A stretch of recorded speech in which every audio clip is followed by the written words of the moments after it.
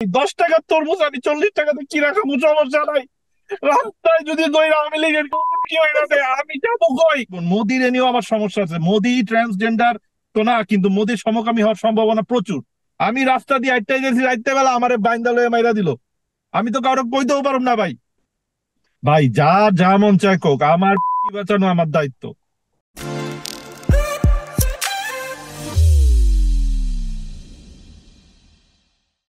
আসসালামু আলাইকুম।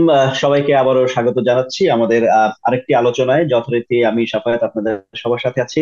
আমার সাথে আছেন জনাব ইমতিয়াজ মির্জা ভাই, এবং আমাদের সাথে আছেন আজকে জনাব মনসুর, যিনি বর্তমানে বাংলাদেশের একটা খুব বার্নিং ইস্যুতে তিনি অত্যন্ত উত্তেজিত। আমরা দেখতে পাচ্ছি যে গত বেশ কয়েকটা দিন ধরে বাংলাদেশে অনলাইন এবং অফলাইন সব জায়গাতেই খুবই আলোচিত একটি বিষয় হচ্ছে গিয়ে ট্রান্সজেন্ডার ইস্যু।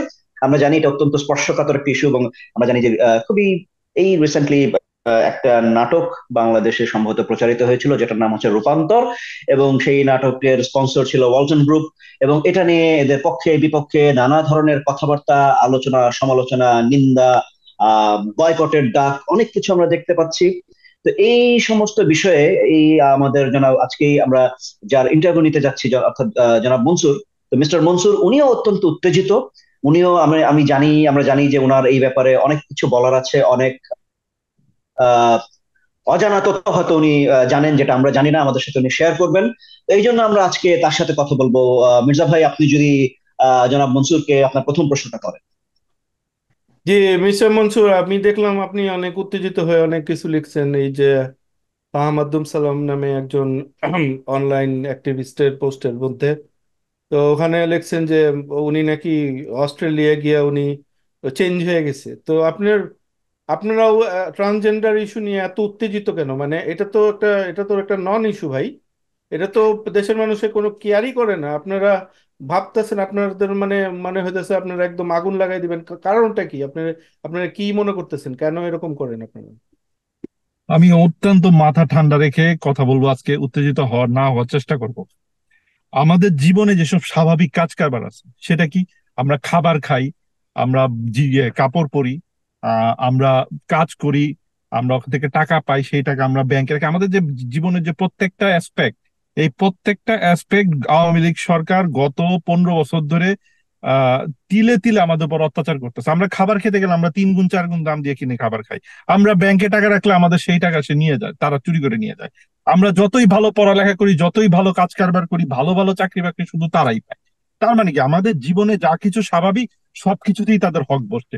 এখন যদি ট্রান্সজেন্ডার, এলজিবিটি কিউ বাংলাদেশে স্বাভাবিক হয়ে যায়, তা আমাকে তো রাস্তায় কি মেরে দিবে আওয়ামী লীগের লোকজন। তা আমি যাবো কই? আমি জায়গা পান না আপনারা। আপনারা ভাইবা দেখেন ব্যাপারটা, যে আমি আমি একটা জিনিস বুঝলাম ভাই, 10 টাকার তরমুজ আমি 40 টাকাতে কিনা খাবো, সমস্যা নাই। রাস্তায় যদি দইরা আওয়ামী লীগের কুকুর কি হয়ে গেছে, আমি যাবো কই? আপনারা কি একটা কথা বললেই হবে নাকি? বলার আগে তো চিন্তা করে বলবেন। আমি আর কিছু বলতে পারতেছি না। না ভাই, কিন্তু আমরা তো এটা বুঝতে পারতেছি না যে আপনি বলতেছেন রাস্তার মধ্যে। আচ্ছা, না, আপনি আসলে মিস্টার মনসুর, আপনি বলছেন যে মানে রাস্তাঘাটে আপনাদেরকে হচ্ছে গিয়ে এরা বিভিন্ন ভাবে হেনস্থা করে ফেলবে। তো আমি ঠিক বুঝলাম না যে এখানে আসলে মানে ট্রান্সজেন্ডাররা কোত্থেকে আসলো। আপনারা ধরেন, আপনারা হ্যাঁ বলছেন যে আপনার ফ্যাসিস্ট বা যারা যারা গত 15 বছর ধরে আপনাদের অধিকার হরণ করছে, ঠিক আছে, আই গেট দ্যাট, আপনার সেই পয়েন্ট আমি বুঝলাম। বাট এখানে হঠাৎ করে ট্রান্সজেন্ডার কোত্থেকে চলে আসলো? হ্যাঁ, ওরা তো এক ওদের তো এমনিতেই রাইট নেই। তারা তো নিজেরাই আপনার বেসিক হিসেবে তারা মার ধরে খায়, বিভিন্ন মানুষ তাদের উপর অত্যাচার করে। তারা তো এমন তো না যে তারা অনেক শক্তিশালী ও তাদের বিশাল গ্রুপ আছে, সরকার তাদের পিছন লেগে আছে। তারা তারা তারা কেন আপনাদের ঘৃণার কারণ হইলো? আমি তো দেখতেছি যে আপনার মতো মানুষ, আপনারা এই নেতানিয়াহু মোদির চেয়ে বেশি ট্রান্সজেন্ডার নিয়ে উত্তেজিত হয়ে গেছেন। ঘটনাটা কি?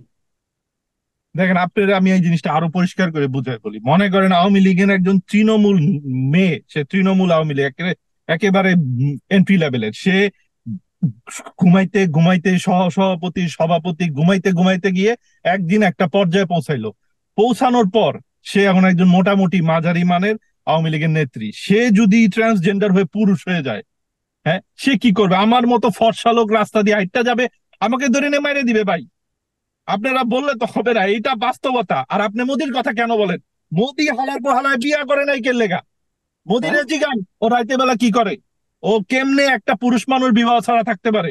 ও মরে যাবে লোকটা কয়দিন পরে। বিবাহ সবাই করে, চুন্নুরে দেখেন, মুজিবুল হক চুন্নু আমাদের রেলমন্ত্রী ছিল, বুড়া বয়সে বিয়া করছে, তারপরও তিন তিন খান বাচ্চা হইছে। এটা তো মানুষের স্বাভাবিক জীবন। মোদির এ নিয়েও আমার সমস্যা আছে। মোদি ট্রান্সজেন্ডার তো না, কিন্তু মোদির সমকামী হওয়ার সম্ভাবনা প্রচুর। কারণ এই লোকটা বিবাহ করে, একটা মানুষ বিবাহ ছাড়া কিভাবে থাকে? এটা অস্বাভাবিক জিনিস। আর আপনার একটা জিনিস বুঝতে হবে, বাংলাদেশের সমস্ত সমস্যার মূলে হইলো শেখ হাসিনা।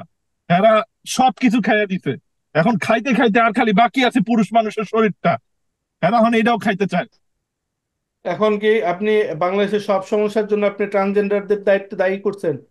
হ্যাঁ, মানে ওরা ওরা ওরা বাংলাদেশে যে এই যে মূল্য বৃদ্ধি হইতেছে, মানুষ বাজারে খাইতে পারতেছে না, নানান ধরনের এই লুটপাট চলতেছে, এই ব্যাংক লুট, এগুলির পিছনে কি আপনারা বলতেছেন ট্রান্সজেন্ডাররা দায়ী?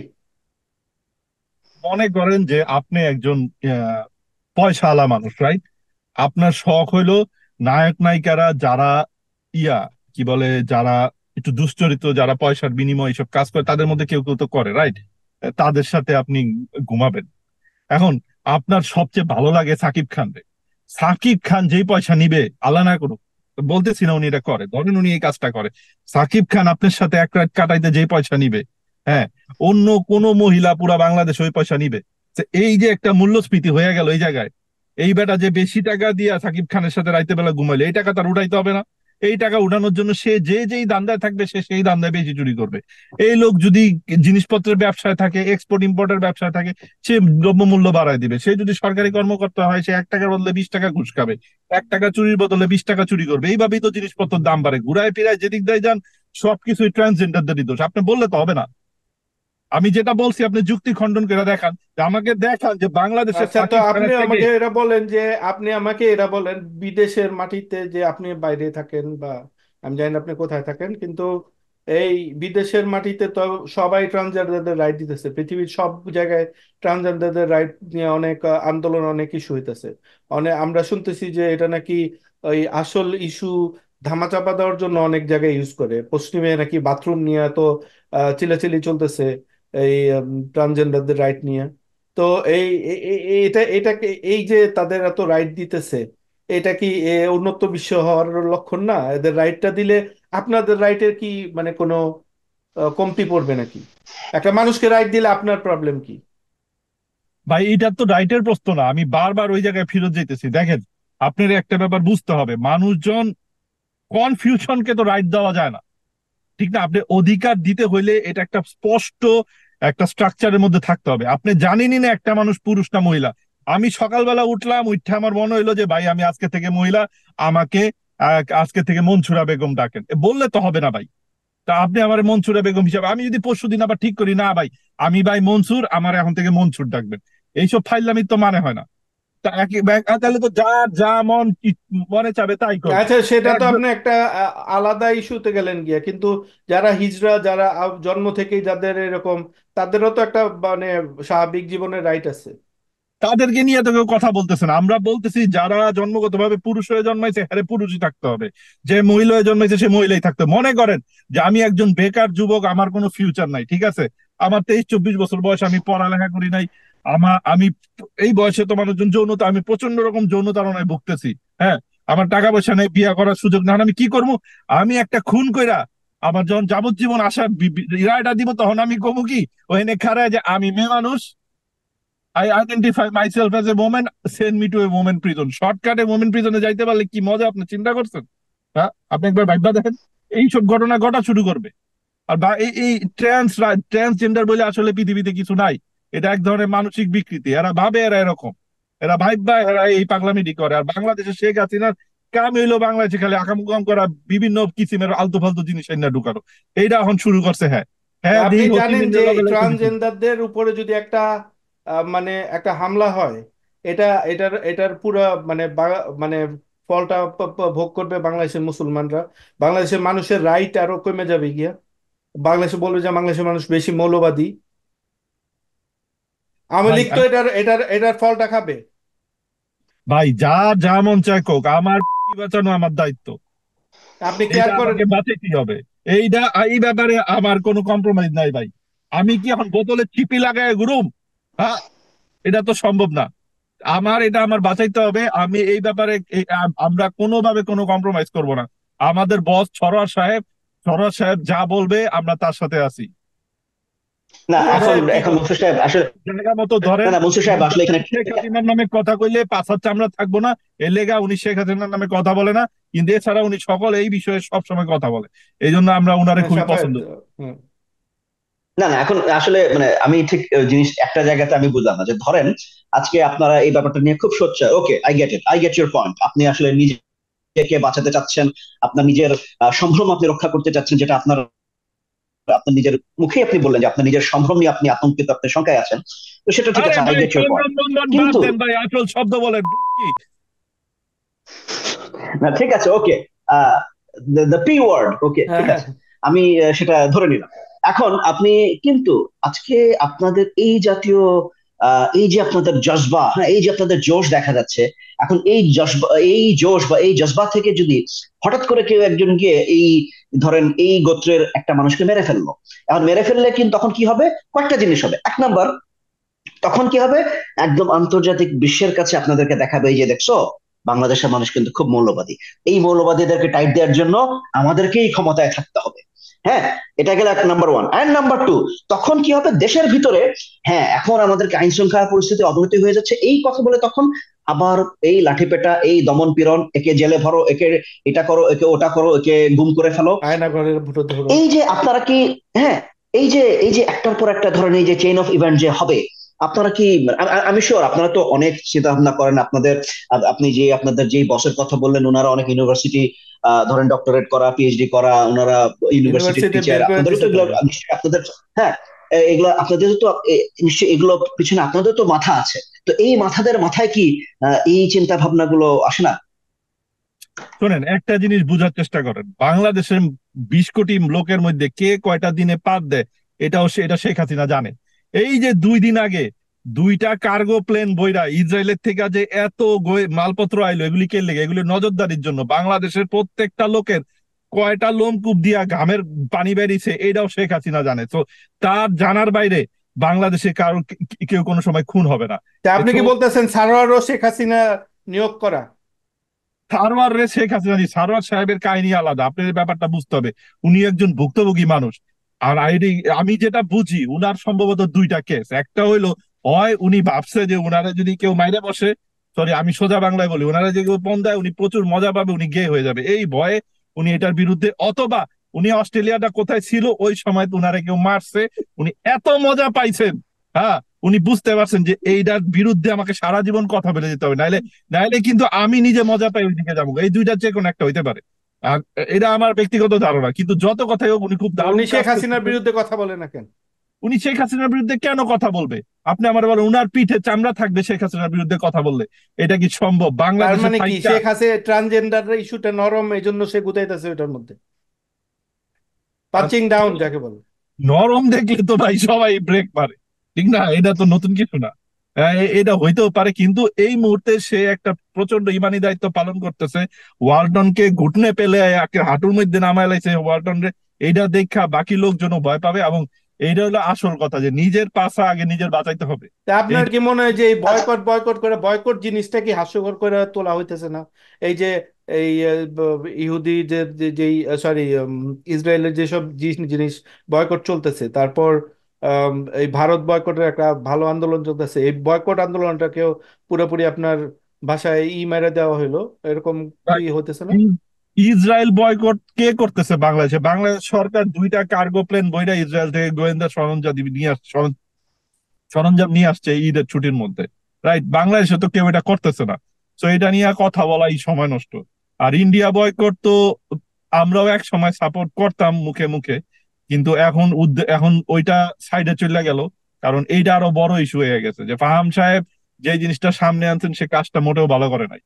উনি কাজটা মোটেও ভালো করেন। আপনার একটা জিনিস বুঝতে হবে, একটা লোক একটা লোক যদি সারা বাংলাদেশের সবার হক মাইরা খায়, যেমন আজিজ খান, সালমান এফ রহমান, এরা পুরা বাংলাদেশের সবার হক মাইরা খাইতেছে, এরা লক্ষ কোটি টাকা বাংলাদেশ থেকে চুরি করে লইতেছে। কিন্তু এর পাশাপাশি যদি আপনি একজন অতি সাধারণ একটা 18-19 বছর বয়সের একটা কনফিউজ ট্রান্সজেন্ডার ছেলে বা মেয়েকে এনে দাঁড়া করান, সে আমাদের দেশের জন্য আমাদের চোখে বেশি ক্ষতিকর।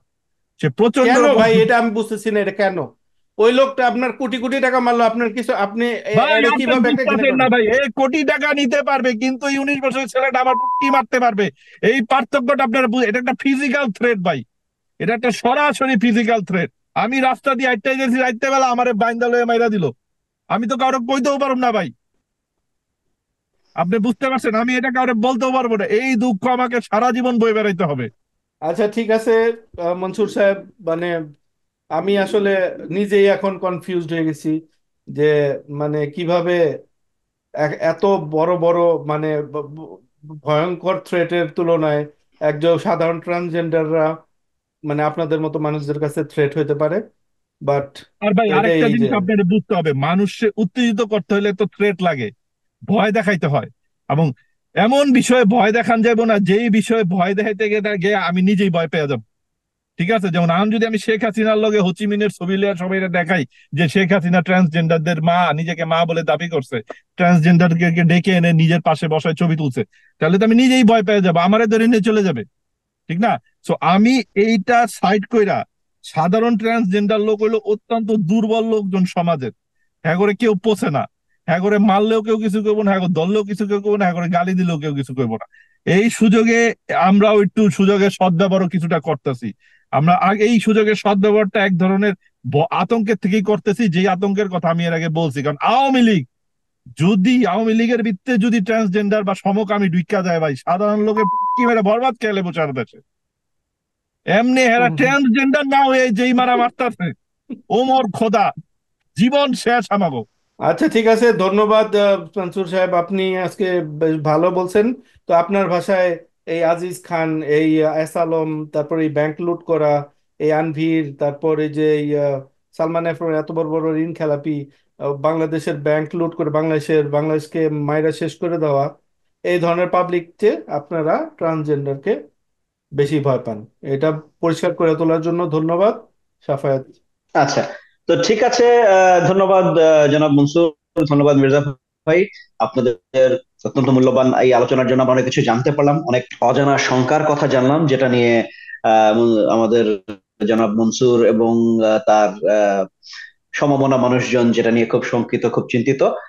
তো আশা করি এই আলোচনা যারা দেখলেন তারাও এই সংখ্যাগুলোর কথা এখন চিন্তা ভাবনা করতে পারবেন, এবং এই ব্যাপারে আপনারা সতর্ক থাকবেন। এবং অবশ্যই আপনারা যখন রাস্তাঘাটে চলাফেরা করবেন, নিজেদের সম্ভ্রম রক্ষা করে চলবেন, যেন এই জনাব মনসুরের মতো কারো কারো উনি যে আশঙ্কা করছেন এই পরিণতি যেন কারো না হয়। তো যাই হোক, সবাই ভালো থাকবেন। সবাইকে ধন্যবাদ।